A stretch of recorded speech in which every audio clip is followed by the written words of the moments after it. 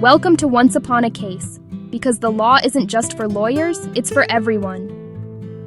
Let's break down one of the most famous old-school contract cases in American law, Mills versus Wyman from way back in 1828. Now, this case is all about promises, morality, and the limits of what the law will actually enforce. Here's what happened. A young man named Levi Wyman fell seriously ill while traveling. A kind stranger, Daniel Mills, took care of him, nursed him, paid for his needs, really went above and beyond. After Levi died, his father, Seth Wyman, wrote Mr. Mill a heartfelt letter, promising to pay for the expenses Mr. Mills had taken on. Seems fair, right? But then, Seth Wyman changed his mind. He didn't pay. So Mills took him to court. Seems straightforward, right? A promise was made. Shouldn't it be kept? Well, not so fast. The court had to answer a big question. Is a promise to pay for something already done, something in the past, legally enforceable? In legal terms, that's called a past consideration. Here's where the law draws a hard line. The court said no. Why?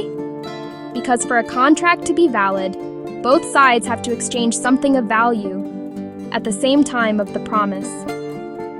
In this case, Mills had already helped Levi before Seth made his promise. There was no new exchange, no bargain. The court basically said, it might be morally right for Seth to pay Mills, but the law can't force him to. So Mills lost the case. The promise wasn't enforceable. Now, why does this matter? Good intentions are great, but in the law, timing and consideration are everything. Just because something feels right doesn't mean it's legally binding. But there are some exceptions. Over time, courts have found ways to enforce some promises made after the fact, especially if the person making the promise actually benefited in some way. But in this case, the father didn't get any direct benefit, so no dice. So, what's the takeaway? If you want a promise to stick, make sure there's something exchanged, some fresh consideration on both sides. And if you're just being nice, don't expect the law to have your back. That's Mills v. Wyman in a nutshell. A tough lesson in the difference between what's right and what's enforceable.